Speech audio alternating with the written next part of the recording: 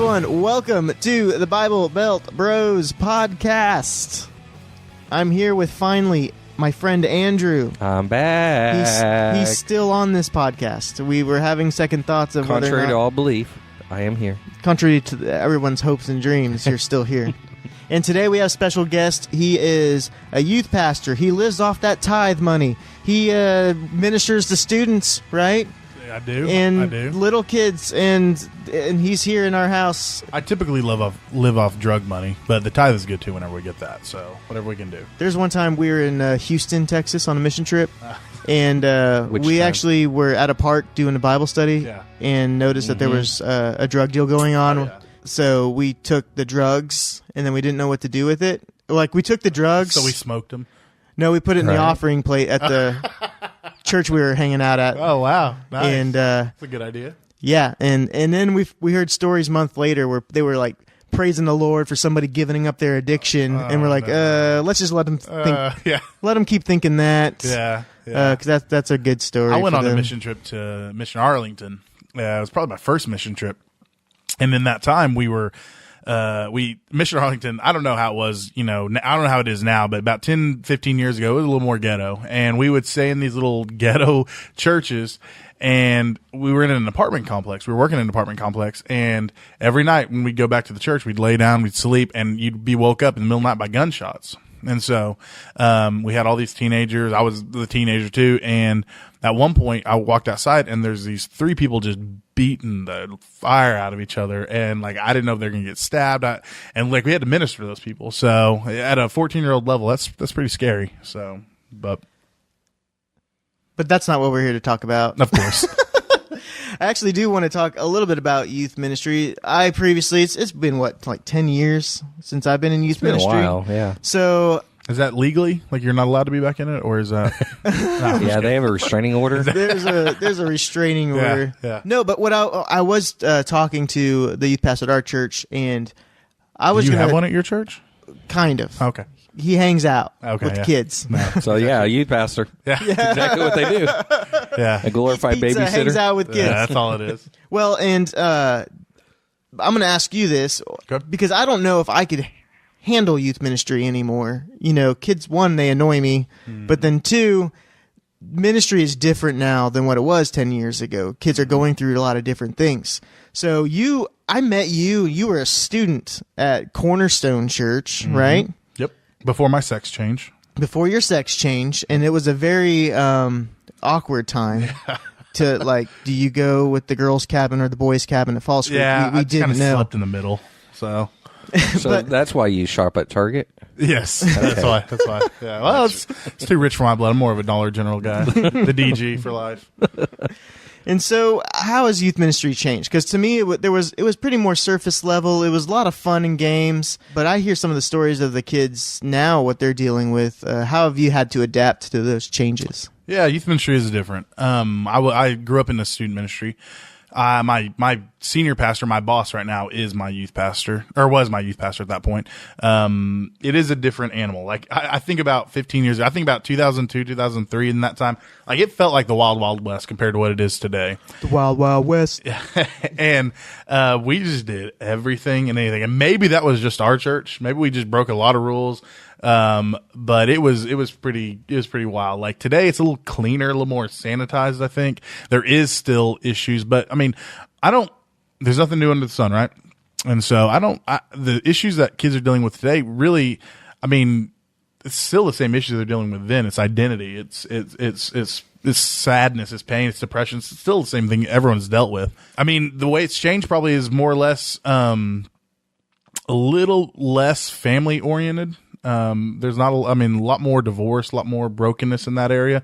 I think that maybe 10 years ago, I don't have statistics on that, but that's what it feels like. And so you have a lot more busyness going on too. So everything competes with student ministry on Wednesday nights. I remember back in the day, they never had Wednesday night sports or Wednesday night practice or Wednesday night plays. And that's the norm. I see youth ministry shifting to a Sunday night model even because of all the competition with Wednesday nights. And so that's some of the things I've seen. So you're just going to conform to the world? Yes. Instead of changing. That's been my whole life. Sand Springs in general, they don't do Wednesday night activities. No, they do. They do now? There's a lot. Yeah, there's a lot of that. So, I wish I knew someone on the school board, but I don't. Do any of you guys? No, I'm just kidding. I don't think so. No, just kidding. Isn't our pastor on the Yes. school board? Doesn't he He's run the it? president of the school board. No, there are. Yeah, there's quite a bit of stuff. So see, I've even checked out of the youth ministry. Yeah. So I don't even know. So youth ministry doesn't have a biblical precedent, right? I mean, there's Right. nothing in the Bible says that you need to have a Right. youth ministry. Well, I would say that could be with Sunday morning church also. Oh, okay, yeah. The ecclesia, okay. But yes, youth ministry. You've obviously never listened to our podcast. No, I've checked it out a little bit. Let's just talk student ministry. Like, there is really no true precedent for it, and so all we're trying to do is help inform and guide families alongside what they should be doing. Like, a student pastor's job, as bad as it sounds, I love all student pastors in our community, but like, it should really not even be there most of the time. It should honestly be, I'm saying a lot of things. The goal of a student pastor is to affirm the things that the parents are teaching at the home. But that is 90% not what happens. Or what they should be teaching at the home. Exactly. Because as a friend says, 9 times out of 10, half the time, Megan, that the parents aren't going to church. They're just dropping their kids off. Dropping the kids off.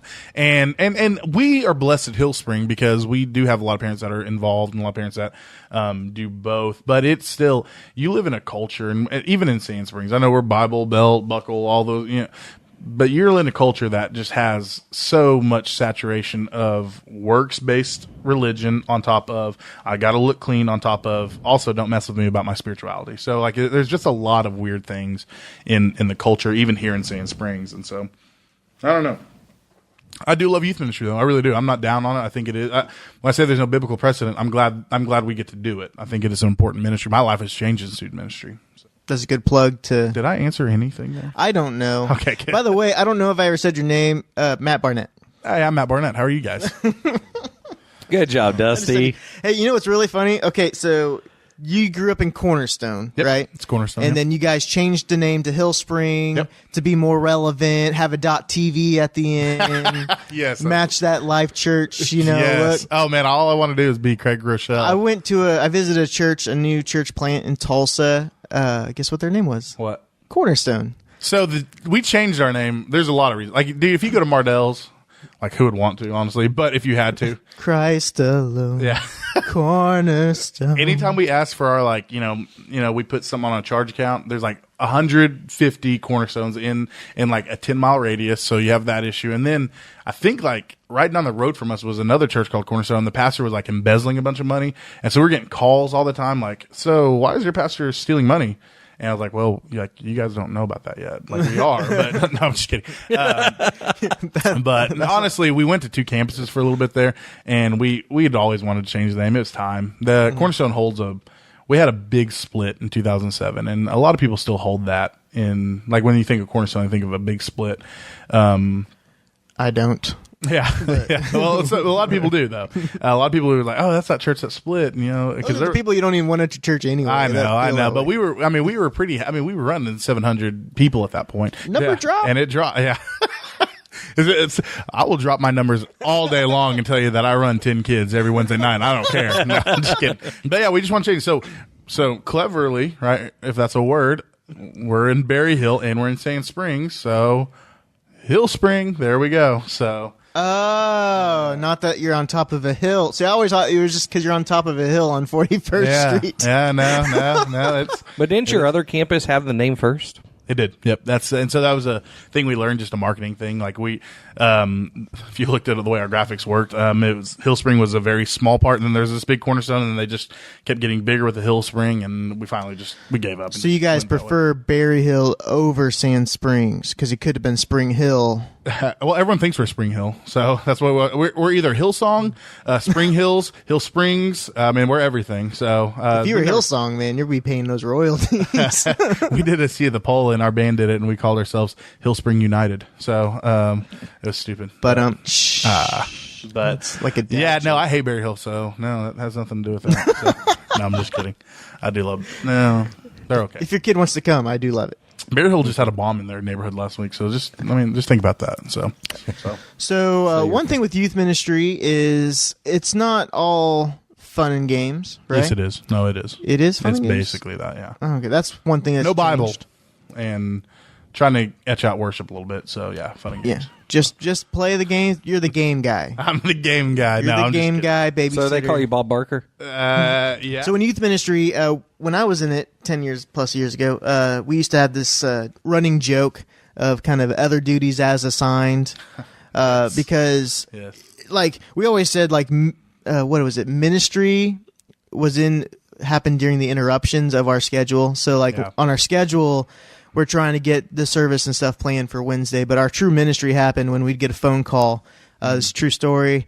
Got a phone call where it was a summer, parents were at work, and this kid who was in 7th grade put a bolt on his finger and it was stuck. Oh, no. And so Rusty and I had to go over to his house and get the bolt off his finger. Just butter up his finger and pull it off? What'd you do there? Basically, yeah, we buttered up his finger, used some pliers, tried to cut it off a little bit. Like, it was just, just one of those weird. Yeah. There was another one where we were getting ready to play. We were having it was before laser tag was popular or able to play at a youth ministry event, but it was like this super soaker thing where everybody had a target that they attached to them, and the water would disintegrate the target, and so if you were hit, that's your target. Dusty, would be gone. You allowed kids to point guns at each other? With water in them. Yes. Oh, my goodness. The Wild Wild West? No wonder why. Wild West back then. No wonder why you're no longer in youth ministry. Well, to test out whether or not that would work for what we're wanting, I had to wear it while Rusty sprayed me with a hose to see how long it would take for that thing. You couldn't put it up against a wall? Yeah. I guess we could have. Yeah. That's youth ministry logic, though. I mean, it really is. Well, you just don't know. You got to... The real life situation, kids are going to be running around getting soaked with water. Exactly. Exactly. That's so have good. you? What are some of the things you've had to deal with in the other duties as assigned aspect? There's a lot. So in my actual title at Hillspring is associate pastor, and student ministry is one that runs under that. But so you don't even want to be associated with student ministry. That is a pet peeve of mine. I'm very proud to be a student pastor. I know so many student leaders and student pastors that just want to be a senior pastor, and they could care less about youth ministry, and I think that is so toxic. Well, we did a podcast. That's like the natural step ladder of working up in a company. That's how you kind of work up. You start children's ministry or music ministry, and then you become youth pastor, then associate it's not like pastor. You have a calling to be a pastor. You have a calling to be a youth pastor, and then now it's a that's one of our pet peeves. Is the higher up you go in the church, the higher your income goes. So exactly. So God always calls me to hire more. You might be called to youth ministry, and I know people that are in their 50s and 60s that are still called to youth ministry, but their budget wise, they have to pursue the higher up. No, and that's real. I understand that. I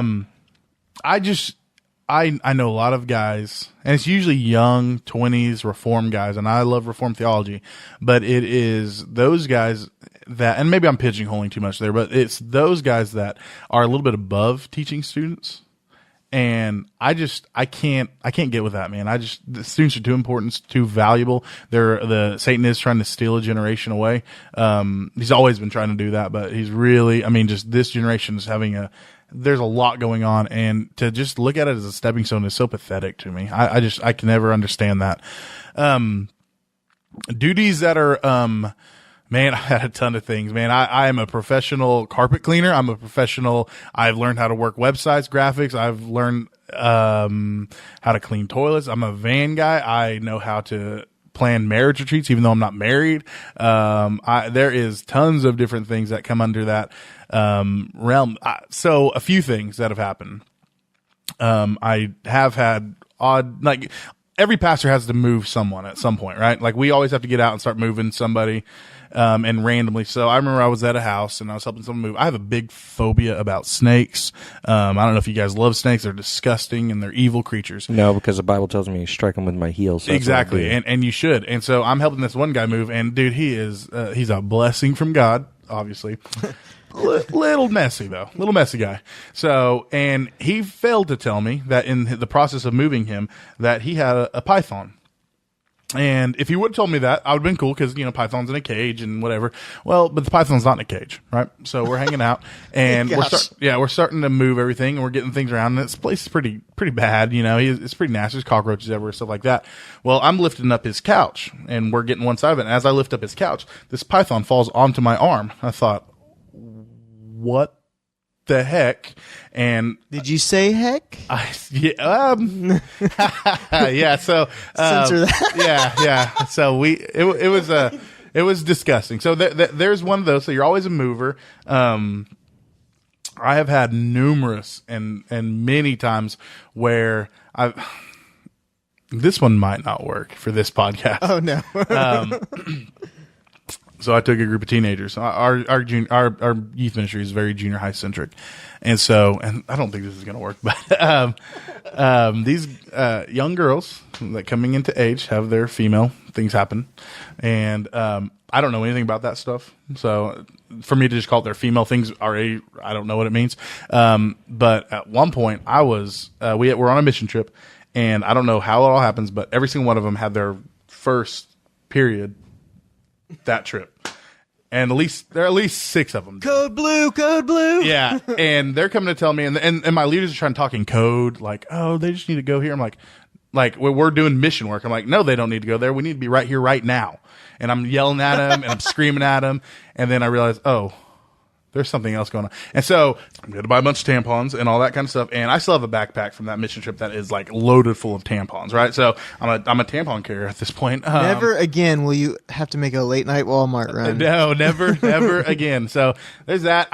Man, there's so many things that come under that, man. There's so many different things that happen. You got to come up with stupid games in youth ministry. Got to keep them entertained to some extent. I'm not about entertainment in student ministry the whole time, but you got to do something to break 20 minutes. And so there's a lot of different things, but yeah, I love those roles though. I would not change, no, I would change some things, but I wouldn't change, the path of ministry that I've been on for the last couple of years for anything. It's been great. So did I answer that question? Because I don't think I did. I didn't know what that question was. I think you did 2 stories at the same time. I did. I mean, I don't. That's how I preach. What happened to the snakes? Yeah. So, what happened in that situation was I dropped the couch. I put the middle fingers up and I walked out the door. All right. So I'll be honest on that one. So, yeah. So that's all. Okay. Yeah. See, a snake wouldn't have bothered me. The roaches would have. Ugh. Yeah, you know what? Just creep me out. I grew up pretty poor, and so we grew up with a lot of roaches. Well, so did I. So, did you have a clean house? No. Did you have roaches? Yes. Okay, so it does bother me. Like, that's disgusting, but. And I think it's because it takes me back to my childhood, which is something I've always tried to forget. Yeah, that's isn't that crazy? Yeah. You grow up like that, and you like. I have this lingering fear in my head that I'm gonna one day be back in that situation. I don't know why. Are you married? I am. Okay. Mm-hmm. I have this feeling that if I got married, the woman's going to divorce me, which, I mean, obviously, probably it's going to happen. But it's happened to me, bro. It's not good. Yeah, look at his tattooed finger. Shut your mouth. Oh, do you have a tattoo of it? I have my wedding. That's cool. That's cool. No, that's fine. So, head down. This is sad. But I do. I feel like I'm going to move. It's 49th Street in Sand Springs. I'm going to move back to that area. And I have a passion to not do that. So, but yeah. Well, there's generational sin too. That's always worried me. Like, I grew up with the family that's really into the drunk scene and the bar scene. So I stayed away from alcohol for a very long time. Just thinking that, something like that could have a hold of me, which is funny. Like, alcohol doesn't, but just I do have a really bad addictive personality. Says the guy who had a kegger on his 21st birthday. A root beer kegger. It was root beer. Root beer? Okay. Yeah. That's youth ministry right there. I didn't start drinking until I was like 23, 24. Yeah. Do you guys like beer? Yes. Or is that what we beer people? I brew beer. Do you really? Yeah, for fun. Oh, that's cool. That's cool. You want one? It's only 9 o'clock in the morning. Hey, no lie. JK. I did have one yesterday at 9:30. But that kind of day already. Thursday was my day off. Okay. It's my only day off in the week. So I was like... Day drinking, that's when you start having to ask some personal questions about yourself. But that was the only one I had yesterday, too. So I'm not, drinking has never been a big part of my life. I definitely don't think there's anything wrong with it. In your moderation, obviously, but I don't I don't know. It's just nasty now. Like I did some in high school, but it's just it doesn't do anything for me. You got to find the good stuff. Yeah. Stop drinking the nasty stuff. I don't know. Man. Like Dusty's made some Dr. Pepper beer. He didn't like it. I liked it. It's super high out. Like I usually have a beer before house church. We're cleaning house and it's stuff. It's not bad that you have to have one. No, it's just like all these people are coming over. Chug. No, you just got to get in the spirits before you get in the spirit. You know? Yeah. Okay. But no, we're cleaning house and stuff. And the wife and I both grabbed one. I accidentally grabbed the 17 point this week. Okay. So and I've been doing this 8-hour eating only diet. It's called intermittent fasting. And so I hadn't had very much today because we have to put off what we're eating till the people get here. And so, 17 points. Like people got here and I was like, whew, let's get this food going because I need something in my stomach. Man. I'm trying to tell him 17 point is not a beer. Yeah, it didn't taste like a beer. It did. It was, and I didn't. If I would have noticed, I would have grabbed like a 6 point or something. But so, do you in youth ministry? Because this was a long-standing rule at Dusty. Because you probably would know this. Were you allowed to drink when you were in youth ministry as a leader? Well, one I didn't, but it was just because I didn't want to. No. But I think it's all like at my church. No. Well. Here's the thing, like maybe the pastor was okay with it, but my boss was the youth pastor. Okay. Because I was the associate youth pastor. Yeah. So under his reign, I was not, and that was totally understandable. Yeah. Do you think it would be okay for a youth pastor to drink while they're a youth minister? No. That didn't make sense, but yeah. No. You don't think so? Mm-mm. Why? Because it's very easy to overdo it. Okay. And if you overdo it, you lose control of yourself. And that's when something can happen. Like when my daughter has friends over, I do not drink, period. Okay. If I know somebody's coming over, I don't drink. But you drink when my son comes over. You're drunk different. right now. Yeah, that's true. Right now. And typically, Dusty. But it's we're together. Right. Yeah. We're together for life. Oh, that's cute. His son is actually probably my son. Oh, wow. Whoa. My daughter's probably his daughter. Okay, yeah, that's interesting. So I have a couple of youth pastor friends of mine that they don't mind drinking. My thing always was, I'm telling these kids not to drink. Well, it's different though, like because it's the law. I know there's law there, but they're 14-year-old kid's not going to understand. They just don't see that. Yeah. And maybe we should give them a healthy respect of those things, but they don't see that. They just say, "You tell me I can't, but you do." So how do I work that out? So, and I get that, and that's especially like if you're in leadership, you probably don't post. I guess it's not on the podcast. We were talking about your trip to New York City. That's a video you don't want to post on your social media. No, that's a video I deleted. I didn't even want to see that. That was bad. Yeah. Or like, if you're going out with drinks with friends, like I remember because I grew up with the no drinking, never ever policy. That was just the Baptist kind of view way, of it at the time. kind of the legalistic being brought up that way. Yep. So when I moved to Tulsa and I saw the worship pastor, like I was at a place having dinner, and I saw the worship pastor at a live church, and he was drinking a beer, I was just like mind blown. Yeah. Like, and then I find out like all these people in our church are drinking and smoking, and they're fine with that. But I'm like, wait a minute, like I thought this whole time like that if you did that, you were not a Christian. Like it was kind of my process. But. And we are Southern Baptists by nature. We're not. We don't lead that way. I think we're Southern Baptist only because it would cost $100,000 to get that off our name. And there's a funding you probably we don't get any fund. Are you kidding me? We fund them. So that's true. You got to tie. They don't give us anything. So you don't get your $100 a quarter check from them? No, not at all. That's such a joke. I don't know. They get maybe lunches. I shouldn't say all this, but they give lunches. I've been to a lunch. Dude, you just have to go to them. You got to go to them. Why would I want to go sit around with a bunch of pastors and all they're going to do is talk about how big their church is, how awesome they are, when if you went to the church, there's only 30 people there and they're not that great. They have 3 services, but you're counting the same workers every service. Exactly. I mean, it's a joke. So, so that's crazy in itself, but I don't know. I mean, I do have a tough. I do have a tough time with like cool people trying to be cool. So I'm so edgy because I drink and I smoke. Like, dude, I wear jeans in the pulpit. yeah. I mean, like, okay, you're not 18 years old. Like, you're not like shocking. You know, the gospel is shocking. You know, it's not you drinking and flaunting your freedom because you think you're like that's so immature to me. I don't get it. And I'm not saying you guys do that. I might even do some of it, but it's just stupid. I don't get it. So I'm cool with people drinking. I don't care if people smoke cigars. Charles Spurgeon, my hero of the faith, was a big cigar smoker, and I guess that's whatever. But I don't know. I think that's like that gray area, and it's kind of whatever you're trying to. If you're trying to bring the kids up where they don't have that desire to drink, then you probably shouldn't be drinking. You know, as part of that. And I think that drinking is a good thing, and you can worship God with it. But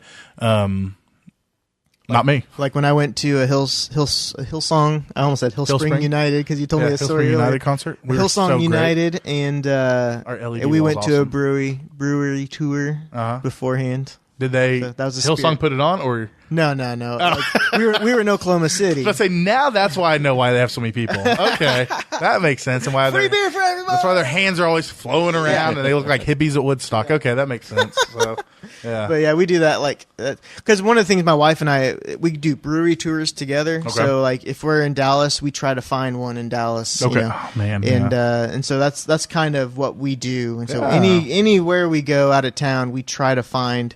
And it's usually because, beer nowadays, like, they got all these microbreweries, and they all have their different spin on something. Yep. So we take, and there's, like, these little cups, you get a flight, and so it's not very much alcohol, but you can try a little bit of each, and it's kind of fun for us. I do food tours, basically. I just go anywhere there's food. Well, that's definitely the Baptist way. Yeah, amen. Yeah, so drinking is horrible, but gluttony's go for it. Do what you got to do, man. That's pretty much. Yeah, you're just living for Jesus at that point. So yeah, no, I understand. And I've lived that gluttony life. So yeah, me too. That's I've tried so many different diets and stuff. Right now, I'm doing this. I only eat for an 8-hour period of the day, and then for 16 hours, I'm just drinking water and such. And so it's called intermittent fasting. And that's the only thing that I've actually been losing weight on. Like I've given up pop before and didn't lose anything. And it's that 2 days a week, I kind of basically do a 500 calorie fast. Okay, yeah. And then the rest of the days, normal eating, just condensing the amount of time I eat through the day. So no, I have a buddy named Neil that does the exact same thing, and he's lost a ton of weight, and he's cut. Man, he works out all the time with it. So. I'm down 10 pounds in about 4 weeks, and so. Dusty, just ask your sister how she did it. Yeah, my sister working out like crazy. Oh yeah. Did you go have the surgery if you want to? I mean, that's what I'm trying to do. Just figure out how to get that. Can you still have a surgery after you had a sex change? Like, you know what? It was hard whenever they would not take out my breast implants, and so I mean that's like 20 pounds right there. Exactly, and so yeah, no, those are big. Yeah. I don't know how much boobs weigh. Yeah. All right, yeah. So. This is out of control. This is out of control. Let's roll it. This is because you are on a podcast. I forgot to mention this. You are on the Pastor's Life podcast. Yeah, we are making a comeback. We haven't done anything in like 6 months, but we recorded one a couple days ago. So that's us too. Yeah, that's how it works. So my pastor Brent Kellogg and Pastor Steve Allen from Harvest Church. Name drop? Yeah, no, those names aren't worth it. 2 name drops. They're on it, and we just talk about life. Talk about actually, honestly. We just make fun of each other for about 30 minutes and then call it good. And then sometimes Jesus gets brought up, so it's pretty nice. Yeah. Well, then there's some times where this kind of conversation happens and you just kind of cut to silent noise for a second or a little music while that. We did that. So me and Steve and I have a little bit of we just kind of make fun of each other a little bit too much, and sometimes it gets maybe borderline inappropriate. So I cut some of it out, and I actually got a few emails from people. They're like, either they were offended that we would do that, or they thought they wanted to hear the real version of it. So the Baptists were the ones who were offended, by the way. Just to let you know that. So like, sounds about right. I can't believe you guys have so much unwholesome talk. Yeah. I mean, I've honestly. You should hear me preach then if you want to see that. So. I have been to youth pastor conferences and stuff, and there's some pretty crazy ones out there that you're just like, how are you in youth ministry? Is this how you act like all the time? Man, people just There is a lack, and this is crazy because I just had this whole conversation that doesn't show this, but there's a lack of holiness that people have, and I have personally. So I'm not feeling like there's a lack of holiness, and like the Lord's been speaking to me over the last year, and especially in the last 3-4 months about just what holiness means to me as a person, what holiness is in my relationship with Christ. And I try, even though you might not understand it sometimes, I try to at least ask God, what am I saying? Is it worth saying? Is it worth doing? I don't know. So, well, that's the Christian life. Is you're always just what's the step to oh gosh, I do celebrate recovery, so it's like part of the steps is to look at your day and kind of examine yourself. Yep. And so then tomorrow you can do better. Martin Luther said all of a Christian's life is repenting, and that's where it's come to. And I'm 30. I turned 30 last year, and that is where it is. All of my life is repenting and looking back and all that. So I agree. So I told you we visited this church where it's called Cornerstone, and it's a new church plant, and it's just funny. But because I remember being a part of Angus, and we tried to do a push to change the name because that was one of the reasons people weren't coming. Was because our name is stupid. Yes. It doesn't have anything else to do besides the name. But methodology, no. But my wife and I were sitting in the parking lot, and we're watching people go up, and she was like, this pretty younger crowd at this church. I'm surprised because it was a Methodist church. My first time going to it was, what is it, Contemporary Methodist, I guess, pastors in jeans. Is that a thing? I guess now it is. It was an Asbury church plant is what it is. Yeah. And I said, honey, they're not younger people. We're just older. Like we're in our 30s now. So that realization, is tough. Yeah, that's like we got to be honest with ourselves here. Like we're the older crowd bringing people down. Yeah, I have a theory that a lot of these pastors that are really going, like these younger guys, what are they going to do in 10 years? Because like everyone gets old. Like it doesn't change. So how are you going to transition it out of this youth mindset of everything's got to be cool and edgy and there got to be lights and all this crazy, like what are you going to do when you guys start getting older? You transition to Life Church. Yeah. And that's true. And that has been a big part of it. Hey, our friend Isaiah just became the campus pastor at Isaiah church. Bill? Yeah. I love Isaiah campus Bill. pastor. Yep, campus pastor at Jinx. He's a good man. And then his wife, Britton, is is teaming up with the children's ministry, the main.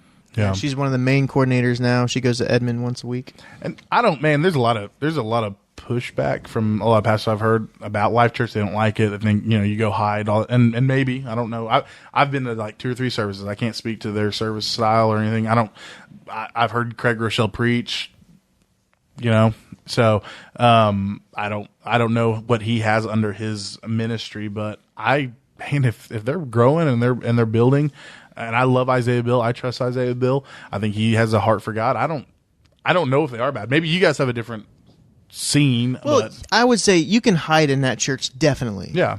But at the same time, I go there because I can hide. I don't have to have these fake conversations when I'm walking into this church, this Methodist church, and I'm trying to hey, how are you doing? Oh, okay. Yeah, well, okay. No, I can just go in. I mean, they have people that are greeting you and stuff as you go through. I got a caveat to that. Oh, shut your mouth. I have to go to Broken Arrow to hide. I can't hide at Jinx or because most of the people of the churches we've been into in the past now go to either Life Jinx Exactly. or they go to the first one in Tulsa, Midtown or whatever it's called.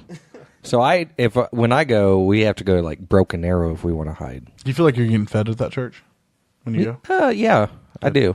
Good. Well, to an extent. I feel like you have to read on your own as well. Of course. Do your own. No, that's just a mature Christian. So Matt, thanks for coming in. I don't know how much of this podcast we're going to use. That's usually what happens when I'm on. I'm going to have to redact some things and save us from the embarrassment. Just don't get me fired. That's all I ask. So. No, I'll try. Can you get fired from there? You know what? Probably.